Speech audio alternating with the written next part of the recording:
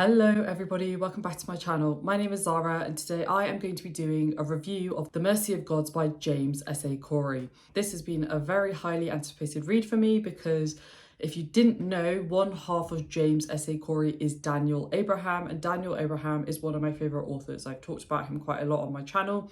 I'm sure I will continue to do so in the coming months and years, but he is an absolutely phenomenal writer. If you haven't read The Long Price Quartet, what are you doing? Go pick it up right now. It's absolutely amazing. I did do individual reviews of each of the books as well, so definitely go check those out. But long story short, I adore this man's writing. Like, he's incredibly talented. I've not read The Expanse, and I don't think Daniel Abraham has done any other sci-fi, so that is his main sci-fi series, but I've not read any of those books, and I would like to watch the TV series at some point once I've read the books, but I haven't touched any of it. So when this book came out, I was really excited because The Expanse is a very long series. I think it's like 8, 9, 10 plus books even. I wanted something that was going to be a bit shorter and that I could follow on as the books came out. This series is going to be a trilogy from what I understand, so it's going to be a much more contained, and now that I've already read the first book, I cannot wait to see where this series goes. This book was extremely hyped on BookTube, so I was a little bit anxious going into it. I did end up getting an ARC and I ended up devouring the book in a couple of days. It was fantastic, folks. And I think Abraham's skill, in my opinion, hasn't really begun to shine through yet in this series, given that we are only in the first book. But there are nuggets that I can see and that I'm loving so far, especially if I compare to what he's done in his fantasy work. I really liked it. So with that in mind, let's jump into my review. The writing in this book is incredibly solid. I have often found with a lot of sci-fi that the writing is very dense. There's a lot of difficult terminology that you have to look up, and that takes you out of the reading experience. I was a little bit worried going into this because I have heard that the Expanse series can be quite technical sometimes, which I don't mind now. I've become more used to reading sci-fi. Sci-fi is a genre that I read quite a lot of now compared to, say, like even a year ago. But I do often find that sometimes authors just focus too much on scientific concepts without ever really doing justice to the story, and I'm really happy to report that that was not the case in this book. This writing is simple. It gets across what they need to get across. It flows very nicely, and I think it was able to get across a tone that is very disconcerting to the reader, because as the characters are going through what they're experiencing, we also feel a degree of uncertainty on their behalf. There is a constant sense that something is not right. There is a constant sense that something is going to happen next, and we don't know what it's going to be. We don't know how it's going to impact these individual characters, which increases that sense of tension as you're progressing throughout the book. Now, the source of that tension, I think, comes predominantly from the alien force that is invading the planet and essentially holding our characters hostage.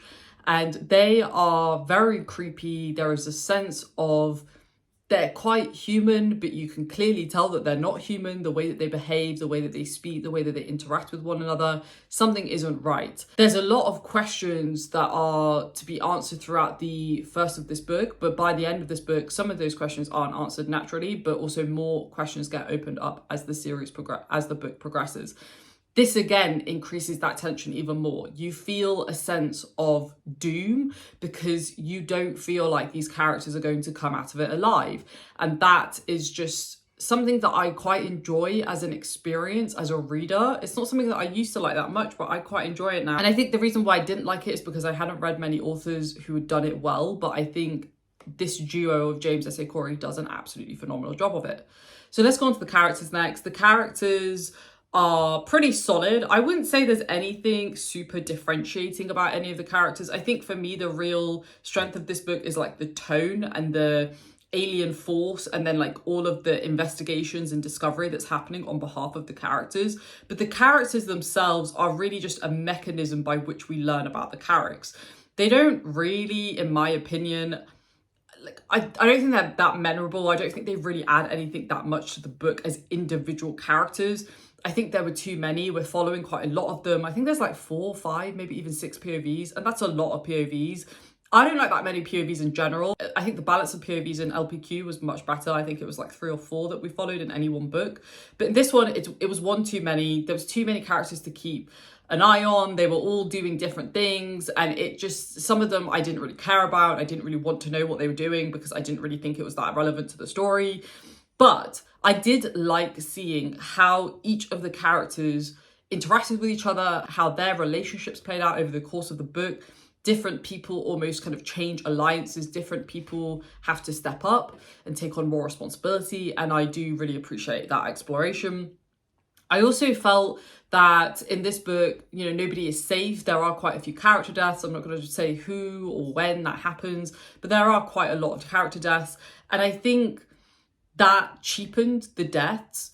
And I initially found that a bit, you know, kind of suspect, like, why would you want to cheapen the deaths? But then upon reflection, I thought, well, maybe that was the point, because there's this alien invasion and they don't value human life in the same way that maybe humans think they value human life. And I thought that was quite interesting, that maybe that's the point that the authors are trying to make. But I think overall, characters were okay. I don't even really remember any of their individual characteristics or stories. But what I really liked is that they kind of served this broader purpose of telling their different views on the aliens themselves. So I liked it for that reason. I think they missed a little bit of a trick here, and I think they should have maybe had 2 or 3 POVs, really focused it in on them as individuals. But I don't think every single book or series needs to be character driven, even though I am very much a character driven reader. I think in this case, it actually works that it's not character focused and it's much more plot focused, but I just think they could have approached it a bit more differently. Let's go on to themes next. And there's a lot of really interesting thematic work explored in this book. Naturally, a book about an alien invasion and a foreign kind of invader coming into the human space. There's a lot about human nature and about how our own expectations of humanity cloud our expectations of other beings. So we hold other beings to the same standards that we hold other humans to. And that assumption is the wrong assumption to work off of. Well, at least that's the conclusion that we get from this book, or part of the conclusion that we get from this book. This also feeds into another really interesting theme about humans attributing the same motivations to the aliens that we would also attribute to humans. So if a foreign government goes into another country that isn't theirs and that doesn't belong to them, there is generally a political or economic reason for doing that. And our characters hold that same mentality, hold those same assumptions for the aliens. And we kind of learn over time that the aliens' way of thinking is so fundamentally different from the humans' way of thinking that we cannot hold them to the same standards. We cannot attribute the same assumptions that we could probably make about other humans, which I thought was really interesting. The last theme that particularly resonated with me was the kind of exploration around human resilience and resistance and individuality, trying to hold on to what makes us human. As these characters are forced into their new reality, they almost find little ways to resist. They almost find little ways to hold on to what makes them human. And I think that's a really special message. I like the dichotomy between our humans and the alien characters. Like, they're so worlds apart that I'm so excited to see how that continues to develop in the next 2 books, because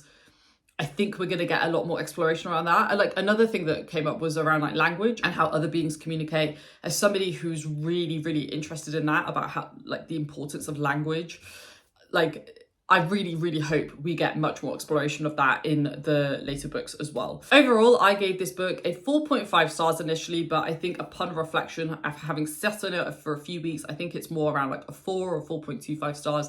I think this is a really, really solid first book. I think this is a really great entry into this world, and not having read Expanse, you know, it was quite interesting to see Daniel Abraham approach sci-fi in this way, and I have to say I really enjoy it so far, and I will definitely be picking up the next book in the series. So that's it for my review today. Let me know down below in the comments if you have read it. Please do comment down below on kind of your thoughts about this book, because I've not really spoken to many people about it. A few people in my Patreon have read it, but apart from that, I've not really spoken to anybody. So feel free to comment down below whether you liked it, what you didn't like, and I will see you there. If you like this video, please give it a thumbs up. Every little helps, and I will see you in my next one. Thanks for watching, folks. Stay safe, take care, and I will see you very soon. Bye.